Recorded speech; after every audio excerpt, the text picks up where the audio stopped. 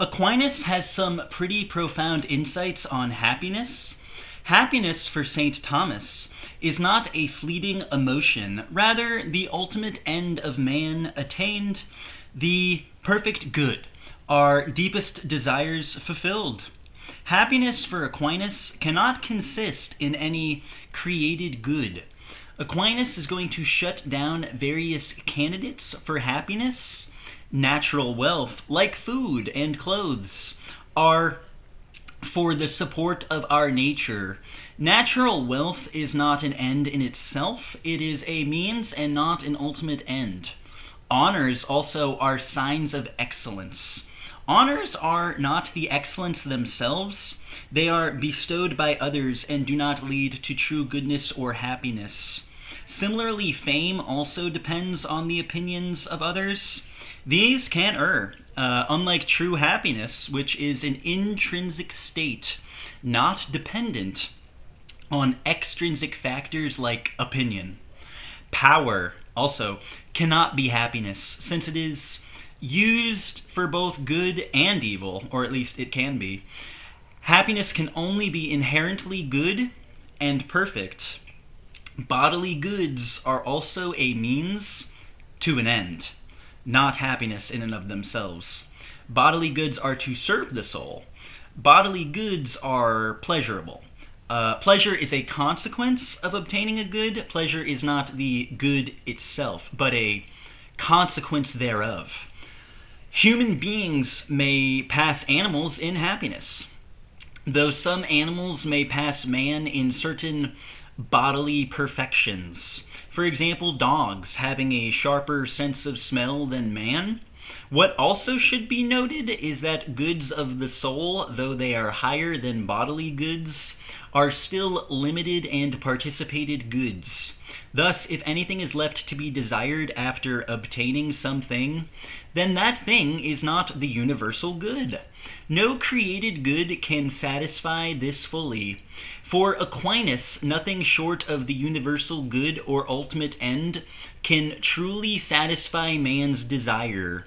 This is a good not found in creatures, but in the one God, who is the infinite and perfect good. Aquinas will then begin to unpack what man's happiness consists in, and this is the vision of the divine essence, or the beatific vision. Happiness is an operation for Aquinas, not a habit or power. Aquinas deduced that this operation resides in the intellect. The highest human faculty.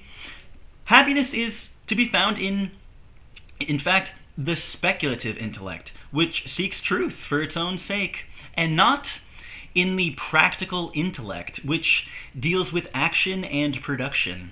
Happiness, or the contemplation of truth, is the highest activity for man. The ultimate perfection of the intellect lies in knowing God, the ultimate cause and highest truth. This is our deepest longing, since the human intellect naturally desires to know, as Aristotle notes at the very outset of his Metaphysics. This is true happiness, not through created effects or intellectual concepts or abstraction, but a direct and comprehensive vision of God's essence and union with the Holy Trinity. The human intellect can only be satisfied by this direct comprehension or vision of God. Happiness, in its essence, is the intellectual act of apprehending the ultimate and supreme good, which is God.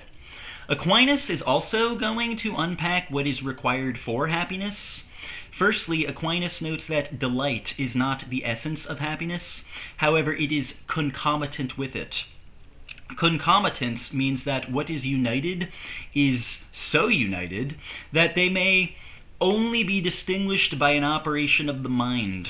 For example, when we speak of Christ's real presence in the Eucharist, we say that the body and blood are so united in the sacramental species that one may only receive the host of bread and have, in truth, received body, blood, soul, and divinity of Jesus, all united under the sacramental species.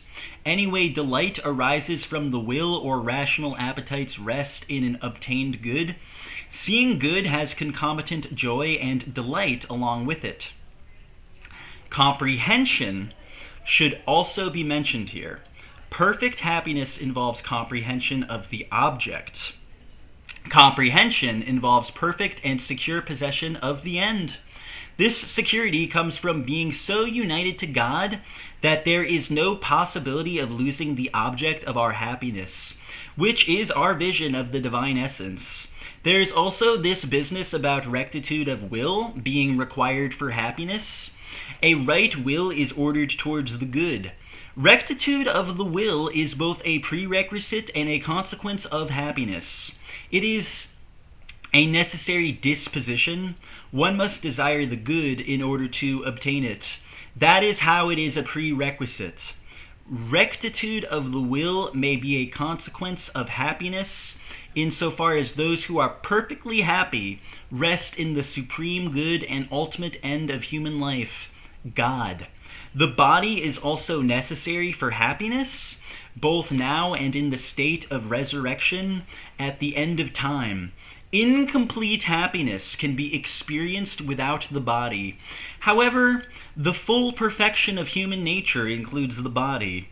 I mentioned external goods and not constituting happiness in and of themselves.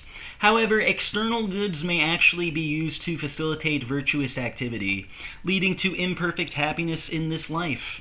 External goods, however, will not be necessary for perfect happiness in the next life. God will suffice. The fellowship of friends may also lead to imperfect happiness in this life.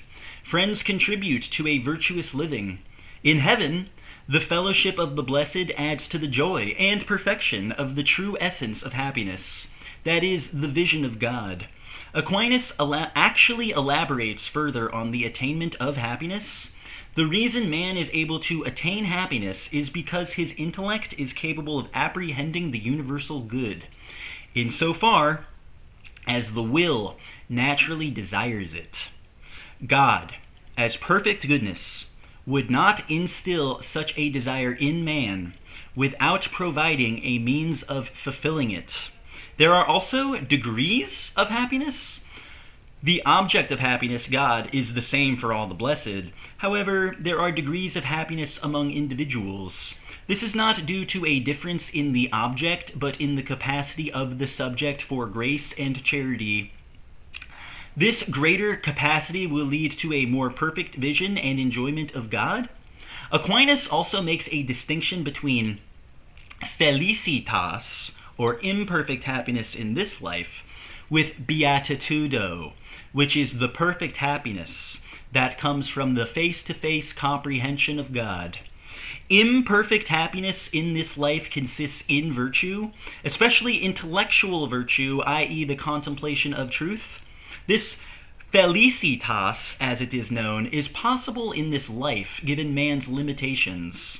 Felicitas is also always incomplete, subject to external circumstances, and can be lost through a disordered memory or through other bad habits or vices.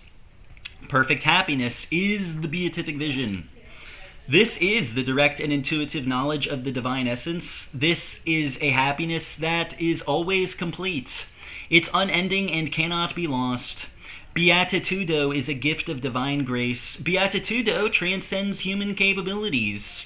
Indeed, man cannot attain perfect happiness by his natural powers alone. Supernatural elevation of the intellect is required for the vision of the divine essence. This is the light of glory, a gift of God's grace. Good works are merely the disposition and means by which we are more receptive to this grace. In conclusion, Aquinas presents a compelling vision of happiness as the ultimate fulfillment of human nature. This is not found in any created agent. This ultimate fulfillment of human nature is found in comprehension of God's essence. Imperfect happiness can be found in a life of virtue and in the pursuit of comprehension of the divine essence. As a wayfarer, that is, or in the Latin used by St. Thomas, a viator.